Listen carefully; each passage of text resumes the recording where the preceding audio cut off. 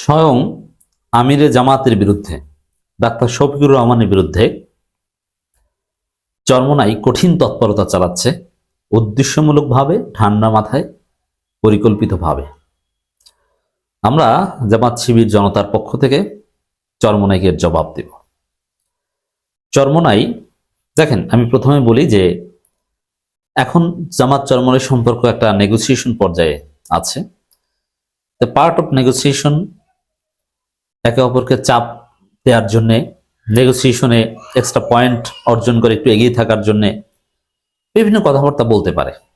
It's very simple. রাজনীতিতে এটা আমি সিরিয়াসলি দেখি না।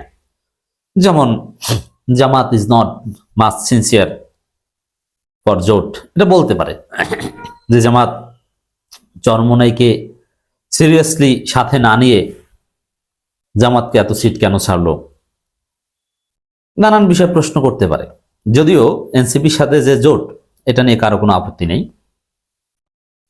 আর আপনি এটা দেখবেন যে 8 দল বা এখন 11 দল, চরমোনাই বাদে আর কেউ কিন্তু একটু শব্দ করছে না।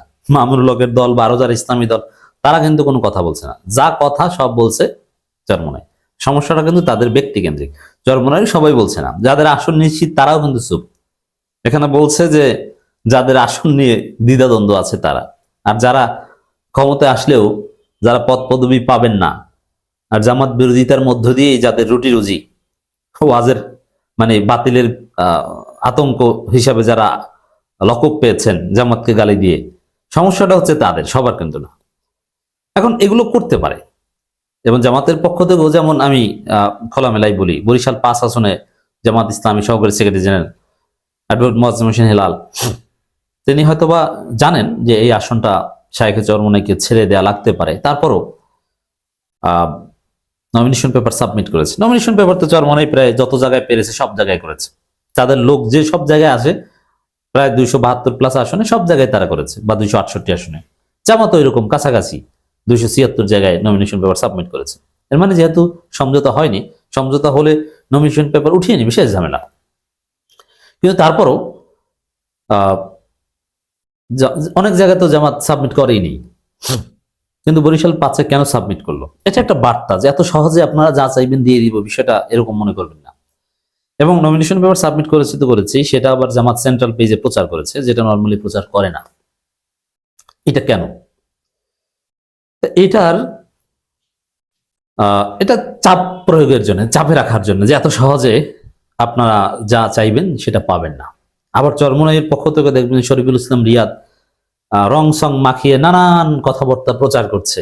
ওটাও জামাতকে চাপে রাখার একটা অংশ। যদি তিনি নিজেও স্বীকার করেছেন যে সবাইকে চাপে রাখতে চাই, ঠিক আছে, এটা পার্ট অফ পলিটিক্স, আমি এটাকেও অন্যায়ভাবে দেখি না। কিন্তু চরমোনাই লিমিট ক্রস করেছে। তবে লিমিট ক্রস এটা অফিসিয়ালি চরমোনাই করেছেন একটা অংশ। ওই অংশটাকে ফুল একদম সংগঠন হিসেবে ইসলামী আন্দোলন বাংলাদেশকে আমরা এখানে জবাব দিচ্ছি না। চরমোনাইয়ের একটা অংশ, সেই অংশটা কার আমি পরিচয় দিয়ে তারপর জবাব দিব। তারা লিমিট ক্রস করেছে। আমিরে জামাতকে বানাচ্ছে, সন্দেহ করছে যে আমিরে জামাত ভারতের সাথে গোপন মিটিং করেছে, আমিরে জামাত ইসরায়েলের সাথেও গোপন মিটিং করে থাকতে পারেন, আমেরিকার কাছে গোপন মিটিং করেছেন, ক্ষমতায় যাওয়ার জন্য ইসলাম বিক্রি করে দিচ্ছেন।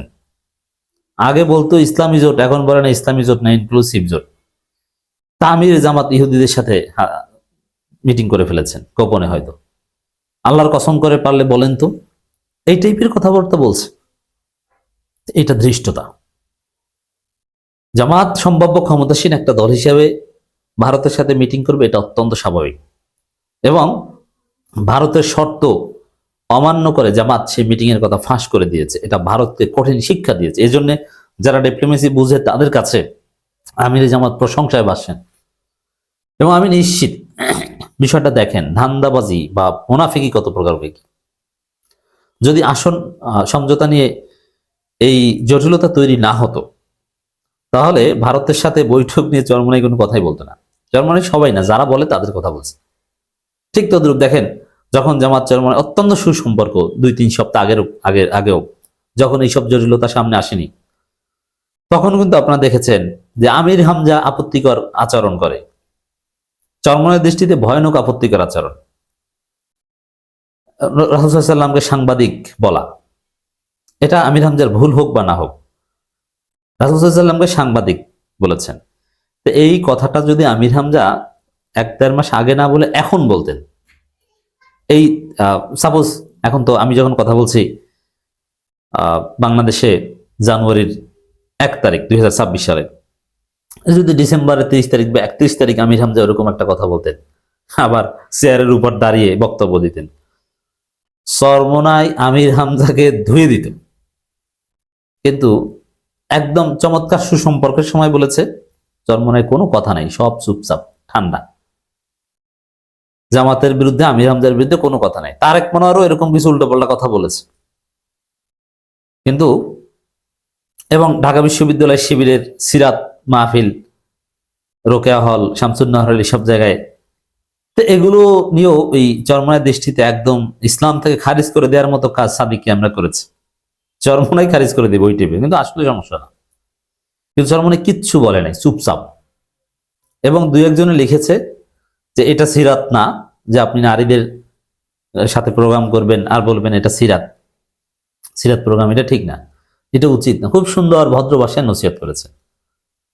কিন্তু যেই আসন সমঝোতা নিয়ে ঝামেলা, এখন আমিরে জামাতকেও পালে ইহুদিদের দালাল বানিয়ে দিচ্ছেন, এখন মওদুদিবাদী হয়ে গেছে, এতদিন ছিল না। এই কাজটা করছে। এখন রাজনৈতিকভাবে দর কষাকষির অংশ হিসেবে আপনি বলতে পারেন, কিন্তু স্বয়ং আমিরে জামাতের বিরুদ্ধে অভিযোগ, এটা মেনে নেওয়া যায় না। এটার জবাব আমি দিচ্ছি। দেখেন, একজনে লিখেছে, জন্মের এক বড় নেতা, তিনি লিখেছেন, বৈঠক কি শুধু ভারতীয় কূটনীতিকদের সাথেই হয়েছে? কত বৈঠক আরো কতজনের সাথে গোপনীয়ভাবে হচ্ছে, তার তথ্য কি আমাদের কাছে আসে না? এবং তিনি কি বুঝাতে চাচ্ছেন দেখেন সামনে কি লেখছে, যে তারা অনেক কিছু জানেন, জামাত কতটা খারাপ, আমিরে জামাত কতটা খারাপ। কি মোসাদের সাথে বৈঠকের খবরটা জানেন কি? মানে জামাত নাকি মোসাদের সাথে বৈঠক করেছে, ইহুদিদের সাথে, ইসরায়েলের সাথে। এরা ইমানদার হলে আল্লাহর কোরআন হাত নিয়ে কসম করে কেটে বলতে বলেন। বুঝতে পারছেন কি নোংরা জঘন্য প্রচারণা চালাচ্ছে, যে জামাত নাকি মোসাদের সাথে বৈঠক করেছে, এটা নাকি চরমোনাই জানে। এখন এটা মিথ্যা কথা, এরকম কোনো বৈঠক করেনি। আর চরমোনাই জানে, যদি জানতো তাহলে আসন সমঝোতার দর কষাকষির স্বার্থে বলে দিত, কিন্তু এখন ভয় দেখাচ্ছে। ক্ষমতার জন্য পশ্চিমাদের দুয়ারে দুয়ারে এদের মাথা টোকানির সব খবর আমরা জেনে গেছি। ঘটনার সূত্রপাত মূলত সেখান থেকেই। এর মানে এই যে জোট হয় না, জোটের আসন সমঝোতা হচ্ছে না, কি জন্যে? ওই জামাত নাকি পশ্চিমাদের সাথে, ইহুদিদের সাথে বৈঠক করেছে। মানে জামাত কতটা খারাপ চিন্তা করছেন? চরমোনাই এই টাইপের বাটপার গুলো কতটা নোংরা। এখন এরপরেই মানে আল্লাহর রহমত বলেন, ইসলামী আন্দোলন বাংলাদেশের পক্ষ থেকে সেই খপ্পর থেকে বের হয়ে যাওয়ার একটা সুযোগ হাতে এসে পড়েছে, বের হন দ্রুত। মানে এ কিছুতেই জোট চায় না, সোজা কথা। জোট চায় না বলে এখন জামাত ইহুদিদের সাথে, খ্রিস্টানদের সাথে, মানে যত নোংরামি আছে সব নাকি জামাত করেছে, অতএব বের হয়ে যান। এটার জবাব হচ্ছে, এই ধরনের নোংরা আচরণ যারা করছে তাদেরকে আমরা চিহ্নিত করছি।